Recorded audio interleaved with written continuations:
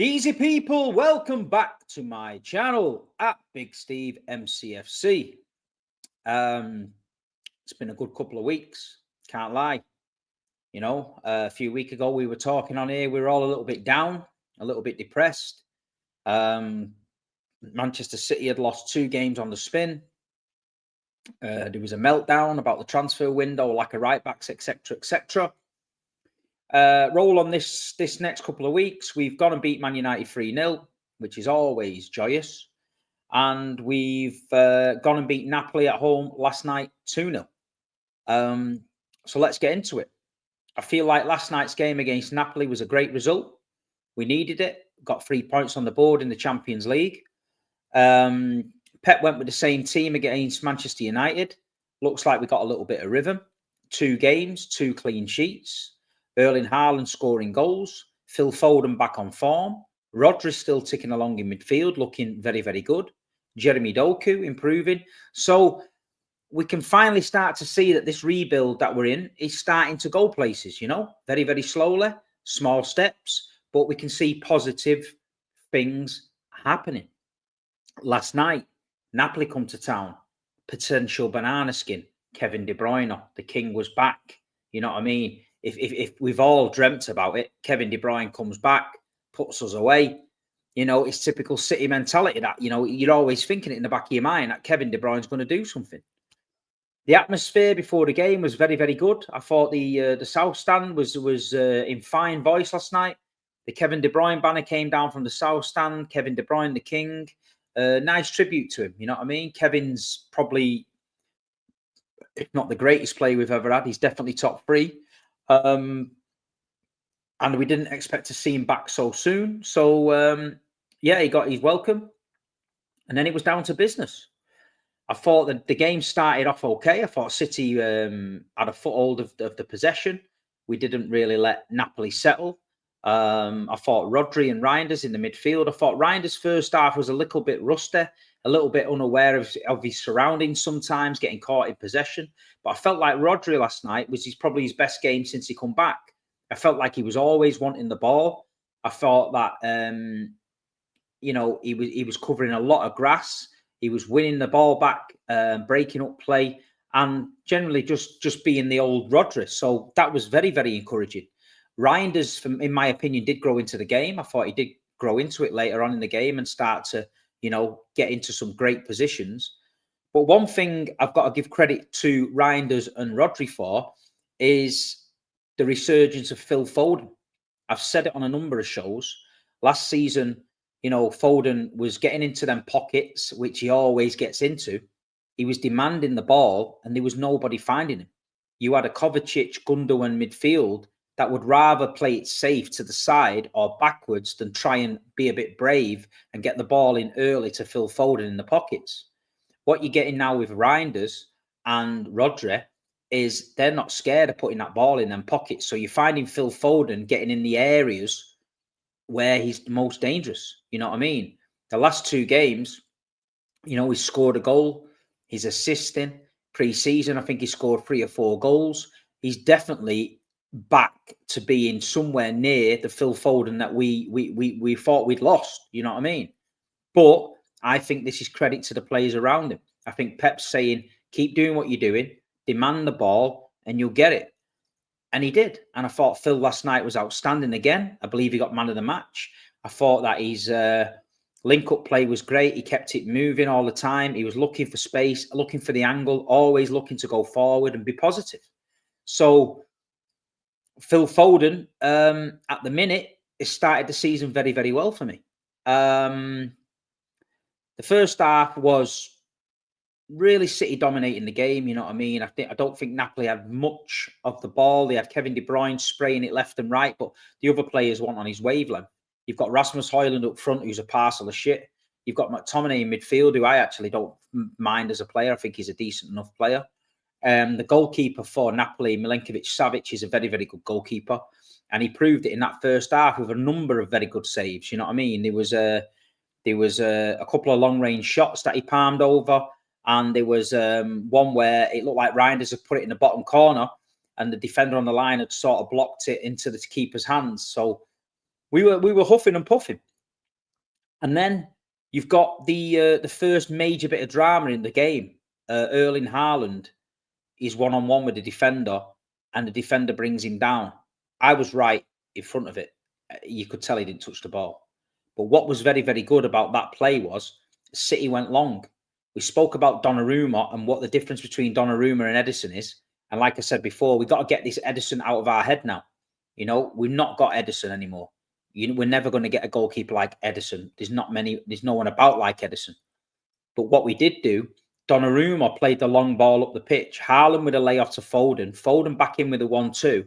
And then we're in on goal. This was not happening last season, people. This would have been Edison passes to Diaz.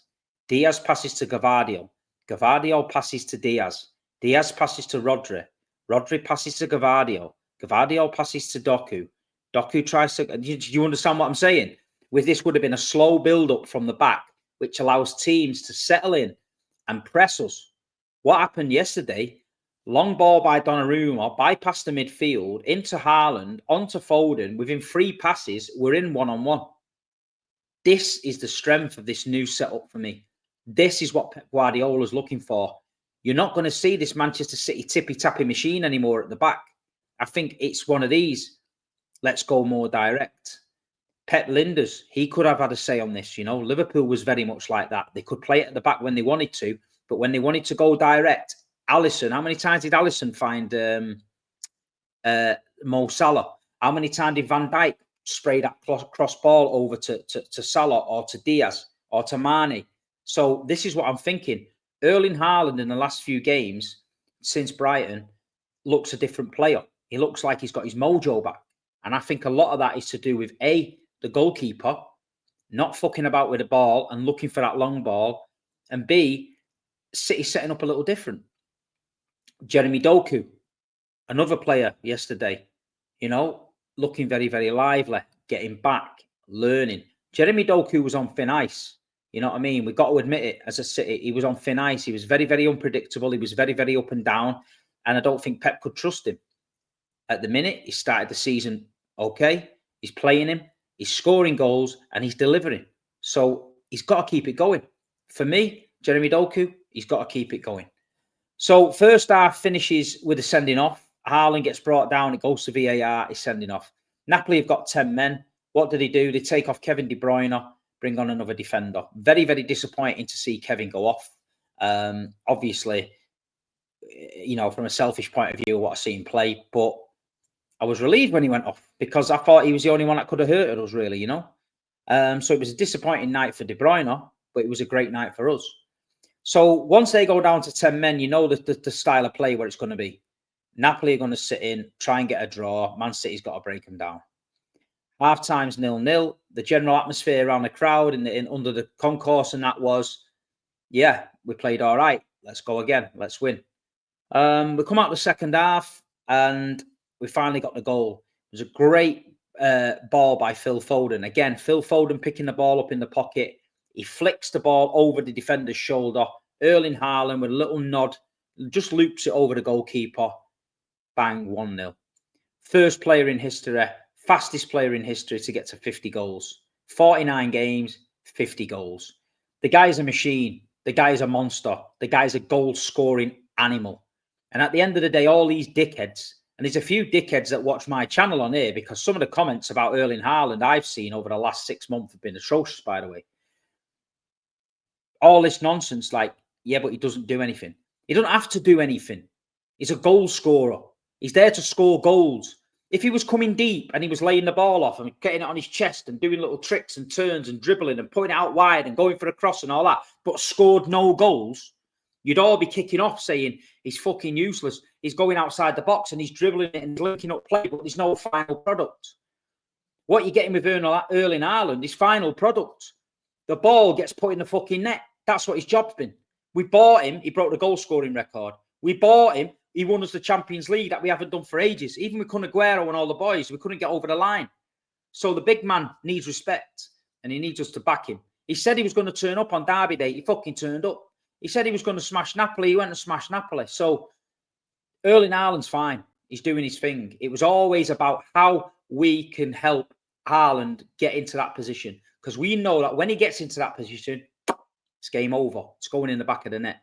So forget all this nonsense, because you can talk nonsense about any scenario about, oh, he don't link up play and he don't do this and he don't do that. Does he score goals? Yes. Is he a striker? Yes. Was he bought to score goals? Yes. Was he bought to link up play? No. Was he bought to go wide? No. Was he bought to have a few more touches? No. Was he bought to come in midfield and ruin it all because he's in the fucking way? No. He was bought to score goals, and he's scoring goals. So relax. Chill out. You know what I mean? But we're looking better. We're looking like we're finding him. He's looking a different player. He's looking like he's got a new lease of life. One thing I did notice about him as well, for the last couple of seasons, sometimes he can get dragged into fighting with centre-backs. He's always on the centre-back's shoulder. They're wrestling about and pulling him around and that. They're taking him out of his game. You watch Haaland now. He's 6-7 feet just off the centre-back. He's not going to commit. He's floating around. He looks like he's almost not even in the game. But then all of a sudden, when that ball goes to the right area, the movement, the power, the runs, he's making them. So he's improving his game all the time, and he's only going to get better. He loops in the header. It's 1-0. City looked very comfortable then. Napoli offered nothing. Donnarumma in net.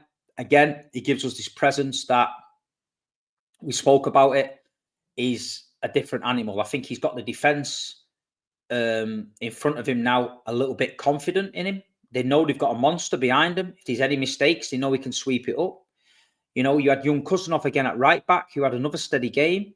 Maybe Pep started to trust him there now, but he looked the part. The Gvardiol-Ruben Diaz centre-back partnership is key. I think that's our best centre-back partnership. I think Ruben likes Josko alongside him. Josko likes Ruben alongside him. Ruben's got the aggression and the power and the mouth. Josko's got a little bit of pace and a little bit of something about him. Yeah. On the left-hand side, we've got Nico O'Reilly, another young kid. He probably prefers to play in midfield, but he's doing a hell of a job at left-back. You know what I mean? So the way we're set up at the minute with that team, you've got Rodri Reinders in the midfield, Bernardo out on the right, Foden in the pocket, Doku on the left, Haaland. It seems to work, people. It seems to work. And then the proof was in the pudding. Jeremy Doku, again, he comes inside. Same as what he did against Man United. Couple of little jinxes in the box. He puts it through the goalkeeper's leg. It's 2-0. And it's game done. Job done. Match day 1, Champions League. Italian champions, Napoli, have come to town. Been slapped, sent back to Italy. Can't ask for any more than that. So, yes, it was a good win. Are we getting carried away? No. You know, is there a long road to go? Yes. Are we going to have some more bumps in the road? 1,000,000%. But small things are starting to change around the club and around the team where you can see there's a different mentality coming in. So it's very, very good. You know what I mean? We've got players to come back from injury. Ryan Cherky, Kovacic, etc. Johnny Stones to come back in. So we're not looking too bad. So the game finishes. It's 2-0. The 3 points on the board. Haaland's broke the record. De Bruyne's came back. We've all had a sing-song and we go home. So I'm taking it. But now, people, all eyes focus on Sunday. Arsenal, Emirates Stadium. Unfortunately, I've got my ticket and my hotel booked, but I can no longer go to the game. I don't know if you're aware of it, but a good friend of mine, Los from Feyenoord, who comes to watch City more or less once, twice a month, comes to all the European games. He passed away in Holland. In Germany, actually. They've flown him to Holland. He's 41 years old, had a heart attack. He's our friend, you know, for a long time. He loved Manchester City Football Club. Michel Vonk was his friend in Holland, told him to support Manchester City when he was young, and he did. His funeral is over at the weekend in Amsterdam on Monday morning. So we're going to Amsterdam Sunday. We're going to watch the game over there with a few Blues and a few Arsenal lads and cheer the lads on. So I'm a bit gutted I'm not going. I've lost my hotel, but it is what it is. The ticket I have given away to another Blue, so he will be there cheering on in my place. But I'm a little bit gutted about it. But sometimes life gets in the way, and losing your friend is more important than football. And we're going over there to pay our respects to a lovely fella and a Dutch guy that was just a Dutch Mancunian. You know what I mean? That's the only way I can describe him. Absolute legend of a man. And we'll go there and we'll celebrate the life of Los, Michael, on Monday. But back to the game, people. It's going to be tough. It's Arsenal away at the Emirates. You know, last season they slapped us 5-1. It was so hard coming out of that ground to deal with that. You've got all the goons on Arsenal TV and the big six and that going to be ready to give me shit. But we got to go there and win, or try to win. We can't go there and sit behind the ball. I think Arsenal will murder us.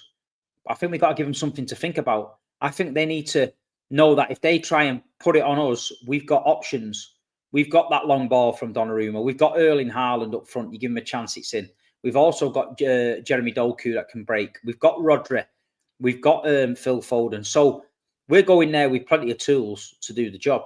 So I'm expecting us to go there and put it on them. You know what I mean? There's a little bit of needle between the two teams. The Gabby beef, the stay humble beef, all this nonsense that could come out. You know what I mean? I don't think they particularly like us. We don't particularly like them. Do you know what I mean? They finished second 4 in a row. We won 4 in a row. You know what I mean? But at the minute, you've got to admit they are a good side. I think they're a better side than us at the minute. They've got more options. And I think, you know, this is probably the best side they've had for the last 4 or 5 years. This is the team for me that I can see winning the league if it gets going. So we got to go there. We know where we are. We know what stage of the process we are at City. We've got to go there and try and get a result. Would I take a point now? Yes, I probably would take a point. Only because I don't think we're quite ready yet. So a point at the Emirates would be good. Should we go there for a point? No. I'd rather go there, put it on them. If we get beat, we get beat. But go there and leave it all in there. Don't go there and regret it and think, oh, they were there for the taking. We could have done them. Because they've done that to us. They've been to the Etihad a few times when City were weak and they should have beat us, but they played for a draw and Man City got away with it. So I don't think Pep knows how to play for a draw. I don't think Pep can set us up to play like that. So I think we're going there to just win the game. I don't know what you guys think the lineup should be. Should he start Nathan Ake at left back instead of O'Reilly? Should O'Reilly stay in because he's played the last 2 games? Are you happy seeing the same team that started the last 2 games start at the Emirates? Let me know in the comments, because it's a tough one. But I've just got a little bit of a feeling that things are starting to happen. The team's starting to gel. The feel-good factor's starting to come around the club again. People are relaxing, calming down, realising that we're not really in a bad position. And I feel like this is phase 1 of the new Manchester City. I feel like they're going to identify other targets for January and the summer. And I feel like in another 12 months, we'll be a totally different side going into the next season. But this season, we've got to keep on the coattails of the leaders. We can't lose another game and be like, lost 3 out of 5 games. It's not good form. You're going for a title. You can't be really losing a couple of more games than that. You lose 5 games a season, I don't think you're winning the title. So we've lost 2. If we lose this, it'd be 3. So it's getting on thin ice. But I think we can do it. I think we've got to play to Haaland's strength. I think like Donnarumma knows when he needs to mix it and pass it and when he doesn't. I feel like Arsenal will try to press us. So I feel like that long ball will be on. As long as Haaland is strong enough to lay that ball off into Foden, and hopefully we can get him on the attack. I feel like Jeremy Doku gives us a great outlet on the left-hand side. And I feel like a Rodri Reinders midfield is solid. Bernardo Silva's doing his regular work. He's buzzing around, keeping it going. So, yeah, why not, people? For people going to the game, I think the City fans will meet in the Hercules pub. The Hercules pub is where we walked last year to the ground. I reckon everyone gets in the Hercules pub and about 3 o'clock all march to the ground together again. Get somebody to sort it out, because last year was great. Everybody went at the same time and it was unbelievable. So the Hercules pub will be the one. And just get behind the boys. Get behind the boys. Get behind Pep. We've had 2 good wins. Let's go there and fucking shock them and get the 3 points. Let me know what you think, people. I'm going to go for a Manchester City 1-0 win. I think we win 1-0. I think I can even see it being a penalty, Erling Haaland, or a late one to nick it. Man City defend well. Donnarumma has the game of his life and keeps us in it. You know what I mean? I can see it. That's what I'm going for in my head. So I'm hoping I'm right. I pray to God that I'm right. But please leave a like. Please share. Please share my streams to other people. The algorithm's been good to me the last month. The fans have been great. All you guys supporting me, I really appreciate it.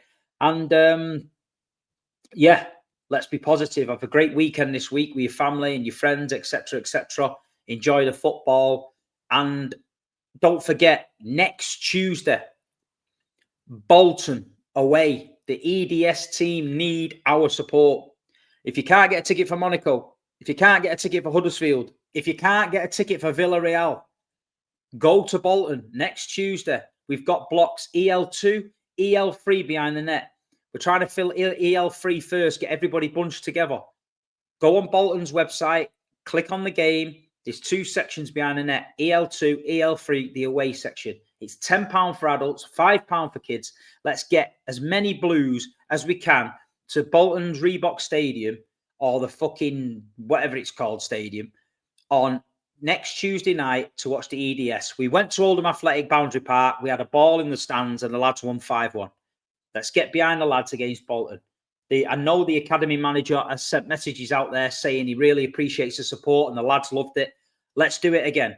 If you live near Bolton, if you've got grandkids, you've got kids that maybe you've not took them to the football yet and you want to sort of suss it out, let's go to this game. It's not massive, but it's a chance to see the city kids, the kids of the future, wearing our shirt. Let's back them. You know what I mean? So the link is out there, people. Bolton Wanderers Stadium next Tuesday, EDS versus Bolton. Let's get behind them. Block EL3, EL2. Bring your flags, bring your flares, whatever you need to bring, and let's have it. On that note, I'm off. I'll see you soon. Up the fucking Blues. Big up Erling Braut Haaland and Arsenal Sunday. Let's do it.